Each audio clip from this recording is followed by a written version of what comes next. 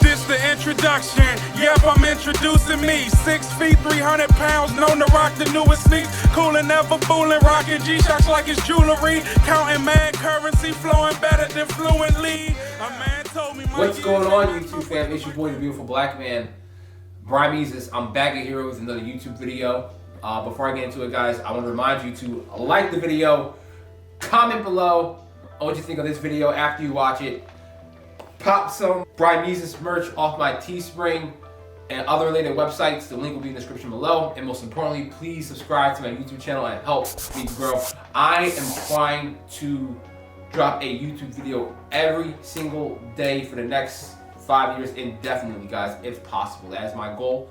That is just for myself to be able to do. I want to be a YouTuber as a full-time, as one of my many full-time professions. So yeah, that's what we're doing today. But today, guys, we're gonna go over the 80-20 rule, the way Brimezus defines it. We live in a life of platitudes, where and I'm all about positivity myself, but some people tell you like things like go to school, go to college, get a job, you'll be fine, and that's not 100% correct. There's many things and many better ways to pursue a full-time career or profession or life by going to the college, university, indoctrination camp. Some people believe in that one Disney song. It goes like, when you wish upon a star, it don't matter who you are, but when you wish upon a star, your dreams will come true. No difference who you are, anything your heart desires will come to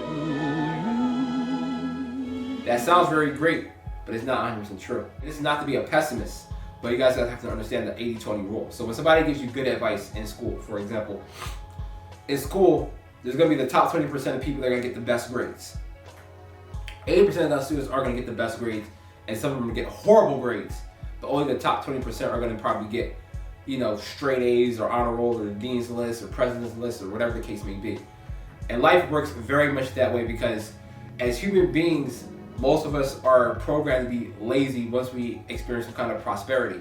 So people who are suffering, some people who are poor, maybe they have had some terrible hardship or oppression that happened to them, and they fully deserve help. And we should, as people, help our fellow brother and help our neighbor. But the problem with the mindset is that a lot of people would much rather be given a fish than to be taught how to fish. As opposed to, they want to just be given fish by somebody, as opposed to learning how to fish so they can feed themselves for the rest of their life or feed their family. Now, to give an example of that, you see people, they go to the store, they buy lottery tickets. And you have a bigger chance of getting struck by lightning, getting hit by a car, dying on the way to go buy a lottery ticket, and anything else, dying in a plane crash than winning the lottery. But people still spend money that they shouldn't be spending. Usually people closer to the poverty line or below will spend money on the lottery ticket because they think that's the only chance they can get rich, even though that's a lower probability to get rich.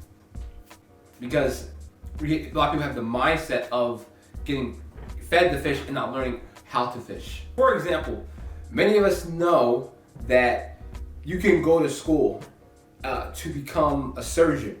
Surgeons get paid a lot of money. It takes a lot of time and dedication to spend in school to become a surgeon. But most surgeons, not just doctors, but people that do surgeons, like heart surgeons, brain surgeons, whatever the case may be, orthopedic surgeons, they get paid 6 figures and sometimes 7 figures to perform their profession. Surgeons are in high demand because of the health crisis in the United States and around the world, where we need doctors and surgeons to save people's lives literally every single day. So you watch this video, including myself, you can go to school right now, put in the time, put in the work to become a surgeon, and you have 100,000% chance of becoming richer by being a surgeon as opposed to playing the lottery, but you're not going to do that. Okay? So, another example of the 80-20 rule. I had a friend, actually, when I was working at Pat's Pizza. His name was Mehmet, a very intelligent guy, had several master's degrees. He was from Azerbaijan, the country. He was just making pizzas because he couldn't speak great English. While learning to speak English, he can get an appropriate job. He was working pizzas, long hours, great guy, respectful guy. And he said to me while working at Pat's Pizza, he says, you know, some days I can do a good job on these pizzas, I can do a bad job on these pizzas, but I want to get paid the same. When it comes to working as an employee, not just any shame working as an employee, but like working like, you know, maybe at a Starbucks or a 7-Eleven or a cashier or making pizzas, and you'll get paid the same whether you do a good job or not, as long as you don't get fired.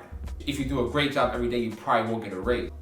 Now, think about LeBron James or Floyd Mayweather. Mayweather can never have a bad night because he's undefeated. LeBron James, even though his team might lose, he can have a bad night because he's trying to be a basketball player superior to Jordan. If LeBron has a bad day after day, you'll get really mad. You're not the one playing the game. You're not the one practicing. You can't play basketball the way LeBron James can.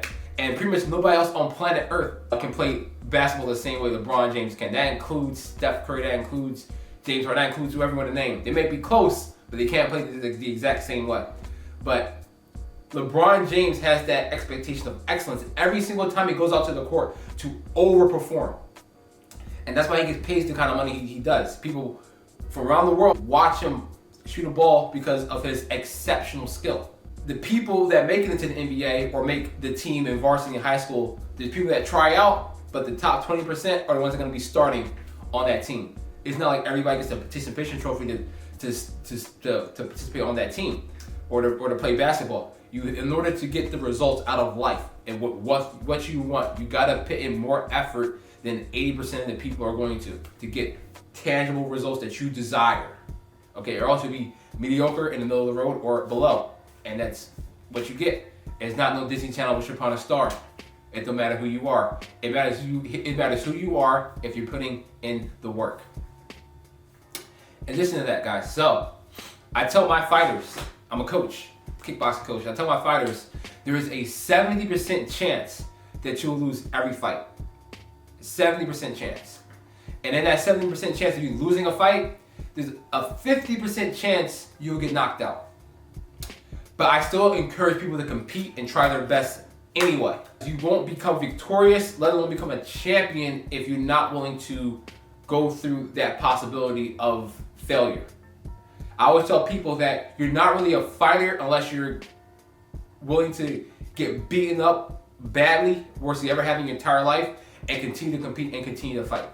That's when you're a fighter. You have a bunch of fights and still be undefeated, but if you're not willing to go through that pain, that hardship, and lose and come back, then at heart you're really not a fighter. Because let's take Mayweather for example. Mayweather, and I talked about this in another video, you can look up there. Mayweather, he's the best, not because he fought every single person, but he fought quality. He fought the best of the best. He had to work his way up the ladder, stay undefeated, and beat the best of the best that was offered to him at the time. Same thing with LeBron James. LeBron James didn't just make it to the NBA because he just, woke up one day and, say, I want to play basketball. He put in the work and took the steps required. So that's really like a 0.1% over the rest of percent rule, as opposed to the 80-20 rule. Also, guys, I'm also a competitive Super Smash Bros. Player and a Pokemon VGC player. In Super Smash Bros. Tournaments in particular, you can look up here, there's usually a double elimination bracket, right? A double elimination bracket is a winner's bracket and a loser's bracket.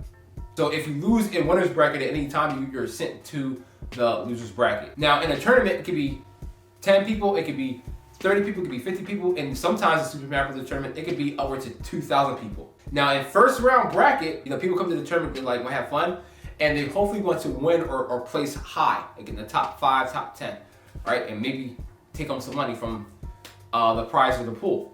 But in that first round, everybody's trying to win. Nobody's actually trying to go into the loser's bracket, the first round. Right, but 50% of those people in the first round of winner's bracket are going to get sent to loser's bracket. 50% of that 50% in the first round of loser's bracket are going to lose as well. And the next people after that, they're going to have losing records. They're going to have won one match in the tournament and loser's bracket and lost twice. About 60 to 80% of the entire tournament are going to go out with losing records. And then after that, you're gonna have some people that are gonna win twice in winner's bracket, losing winners once, losing losers brackets once. They're going to have an even record of 2-2. And that's gonna be a lower majority than the people that have losing records. And after that, you're gonna have a very smaller majority that are gonna have a 3-2 ratio on the record, a winning record, 3-2, right? Which is not very impressive. So they won 60% of the time and lost 40% of the time. And after that, depending on how many people are left in the tournament, is going to be the outliers, the top percent, maybe 10% of people that are going to have winning records. And only one person is possible double elimination bracket of being undefeated. Because you can lose in winner's bracket, have what's called a bracket reset, fight the winner of a loser's bracket and winner's bracket for in grand finals. But only one person has the possibility of making it undefeated to winner's bracket. And I say that not to highlight the winner, but I'm saying the people that are going to make it, they're going to perform impressively in bracket, is going to be 20% people going to perform impressively, and the 80% are going to perform very mediocre. And that's very symbolic of life. The 80-20 rule. It applies to sports, it applies to video games, it applies to careers, it applies to women. For example, a lot of women, if you ask them what they want in a guy, they want somebody tall, dark, and handsome. They want somebody that makes six figures. They want somebody with a six-pack abs or a combination of all these things. You know what I mean? People make six figures in the United States.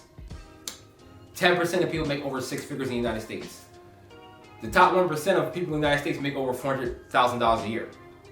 But, you know, a lot of people, women who are pretty, say, I want to maybe a rich guy, or they want a guy that's tall and have all these attributes. But there's all these millions of women in the United States and around the world, and not these many men to go around. But these women choose that man. For example, it's a high possibility your girlfriend, if you have a girlfriend or wife, admires Drake to some capacity, or admires The Rock to some capacity, or admires Barack Obama to some capacity. Why? Because they're representative of the top percentage of men that exist. For example, you can be the most attractive man in your college campus, but even somebody as mediocre looking or below, like Jay-Z, pulls up to your college campus, and all the girls from that campus are gonna run to go see Jay-Z. Especially if it's Drake. But if it's Jay-Z, if it's even if it's Mike Tyson, people are gonna crowd around and go watch him. They're gonna grab that attention. Mike Tyson's a very small percentage of men in the United States. Jay-Z is one of 15, 16 billionaires in the world. It'd be remarkable to get the attention from people, like even on YouTube, right? Most people are gonna watch the top YouTubers like Game Theory, the Paul brothers, whatever you want to name, because they have the most social proof. So, or maybe it's not just people that have millions of subscribers, but people that have over six figures in subscribers. People like to watch people that have lots of subscribers because it shows social proof. People watch certain shows on Netflix and TV because they have certain social proof. People like to watch the same kind of things because it shows that 80-20 rule. You might have some obscure interests like in video games or music that people don't normally listen to, and that makes you unique, and that's perfectly fine.